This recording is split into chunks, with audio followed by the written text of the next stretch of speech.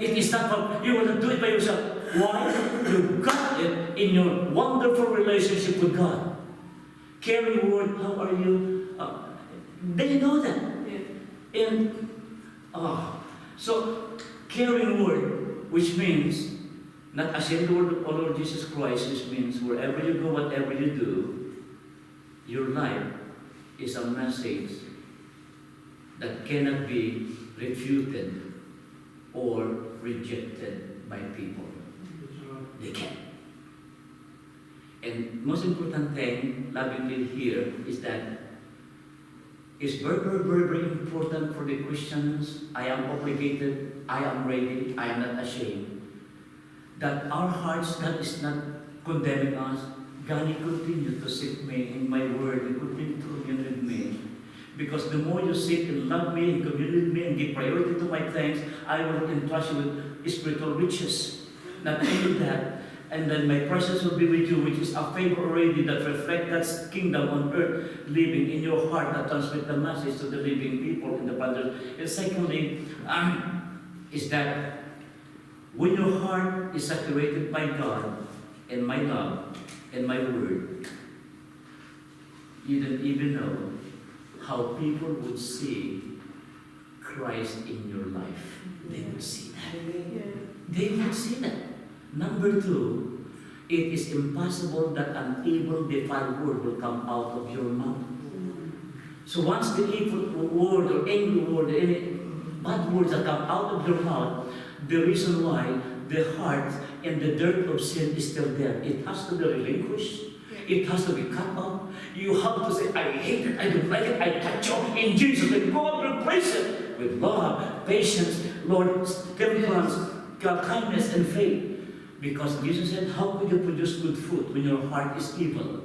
In other words, the most important thing with a clear Christian, Lord, change my heart, purify me. So when it is purified, whether you like it or not, it produces good fruit that people will be ministered. And they said, it is a clear water that satisfies my tears. Wow. Amen. So I am not ashamed. And so that is a testimony. I'm getting close here.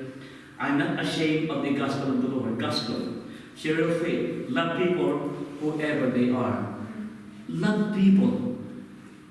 Blind, limping. When you touch, I want you to hear that. When you touch them, they feel the loving touch. When you hug them, they can feel it. How are you, sister? They know it is fake because it's very light and there's no emotion.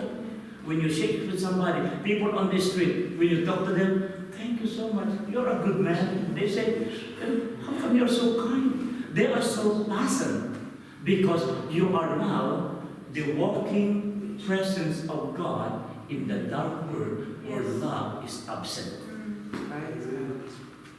Because there's no love. Right there. Love people whoever they are.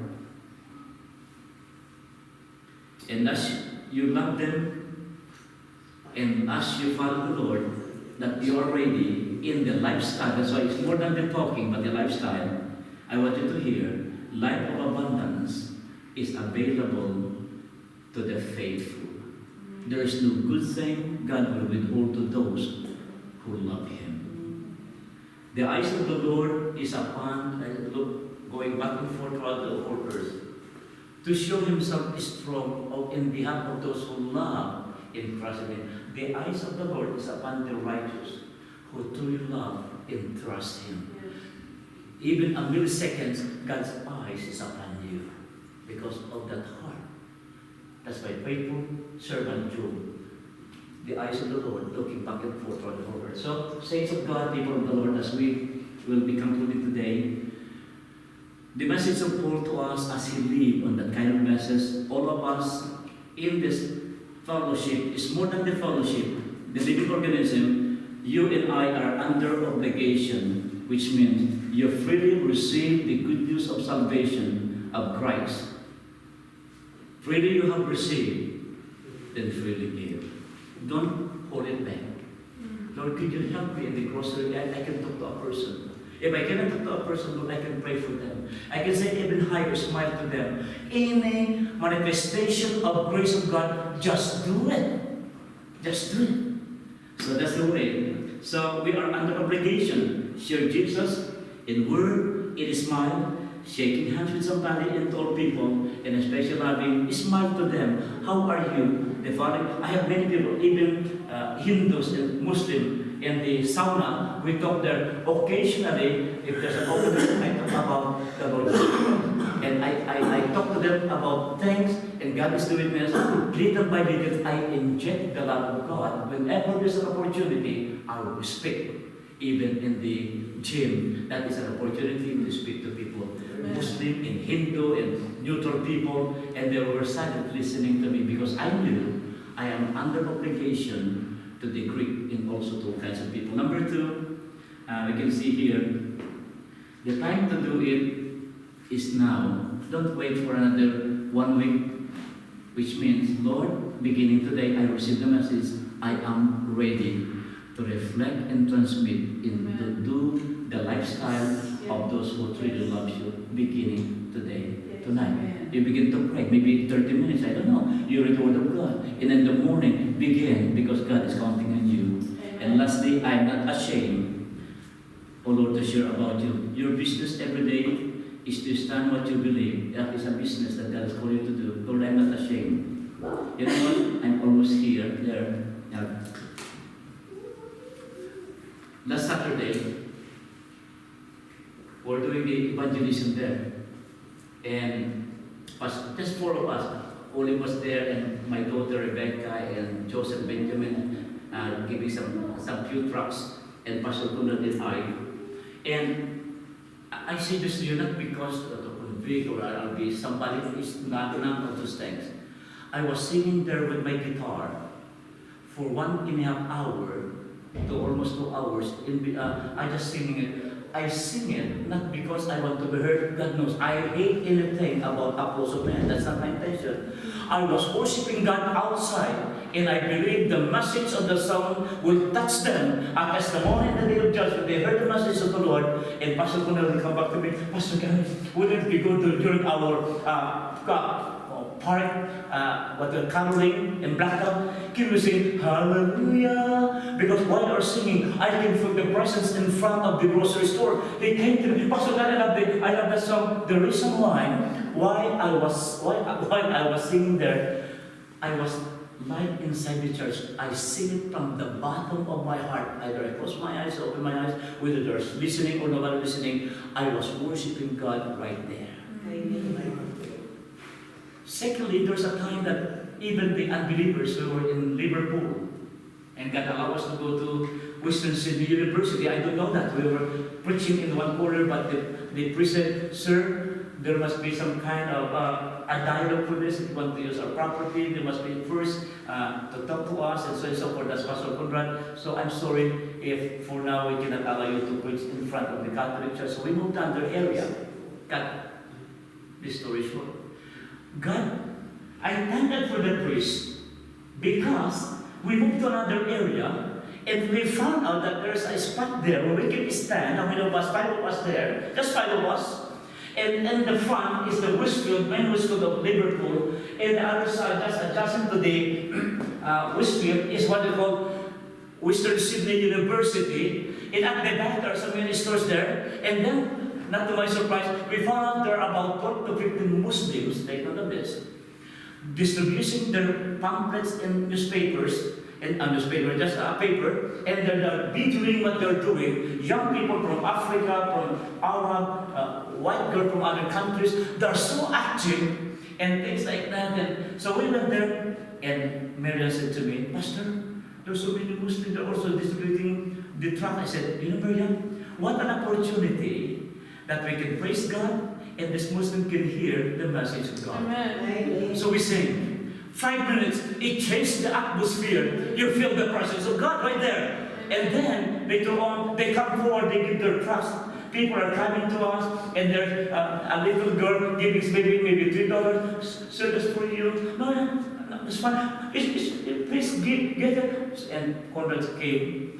And young girl, thank you for your offering. We're not getting some accepting offering. Keep it. So the even girls are giving money to us. They're blessed. And we talk to people. This is something. One of the Fijian sister smiling, giving tracts, giving handouts. Even the Muslim lady accepting the tracts because of the smile and graciousness of a Christian sister who is a Fijian. Later on, 12. They were there by 11, 12, 15, probably an hour or something. We can see that the Muslim one by one is leaving because the presence of God is permeating the area. And then we finished by 1:30, 1:45, we proclaim the gospel. The point there is that whether it is in season or out of season, unbelievers or against God, the word of God can be penetrated. We are ready to proclaim God in the context where the doors are open. We have to hit the iron while it is hot. Yes. When it is now cold, when it is now opening, we'll be in trouble. That's why it's very important. Be ready at all times. When the opportunity comes, jump to it. And God's power back by you. On the other side, as we're driving back, we're talking, Pastor Conrad, and we're talking, Pastor Conrad, how we thank God. God has brought us to that place, and he said, Pastor God, maybe we can come back once every month. And number one, because of these Muslims are so energetic, enthusiastic, and they do everything. And because of our presence, they are some kind of, neutralized. And as we were driving, we talked to each other, you know what, listen to this church. It's not a review, just a conversational talk. And he said to me, and I said to him, Pastor Conrad, look at this 12 to 15 Muslims, some are young people, very energetic. They believe what they knew was right to them, it's not right, it was wrong. They are set off for that. And I said, and he said to me, what a shame, an embarrassment. Lovingly told, we are talking to each other. Many Christians in the weekend, they're enjoying watching the football games, they're in the picnic place, they're watching so many movies and the television, while these Muslims are very, very active. Yes. Christians are sleeping, enjoying the good life in Australia. Both of us will stand. Be ready. And then, don't be ashamed to stand to your ground. Wherever you are, whatever you do, I am an ambassador of Jesus Christ. Amen. Tuesday will be in University of Sydney. We'll be preaching there. And Tuesday night we'll have a meeting that we can have at least what they start praying for 2,000 attendance in the campground of Blacktown. And I'll be preaching there in December 16. We will be standing there, not for our name, as you can hear me. We are going to lift up the banner of Jesus Christ and pray with this. And I will pray for people, many are sick. I will not touch them, but there's a mass healing, and you will see many healings in the Blacktown because somebody stand. I am obligated, I am ready, I am not ashamed. And then we'll be talking about our kind of evangelism here, and I want to connect with pastors, and I pray that I connect with pastors. We have uniting, we have Baptist, so when we have 3 days, or 3 nights I should say, to 4 nights, as we connect with them, all the converts will designating it to them. It is not for us only, because our craving is Christ will be the Lord of Riverstone, and the pastors who work alongside with us, they're entitled, we will channel this flat to them, because that's the word of the Lord, and that is the message of the Lord. The gospel of the kingdom is important today compared before.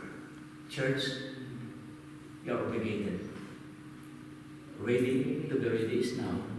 And don't be ashamed. It's starting in your heart, in your home, in your office, whatever you do. Let's reflect the gospel, the resurrected Christ that lives in us. They can see the wonderful gospel, not only in word, but in life. In Jesus' name.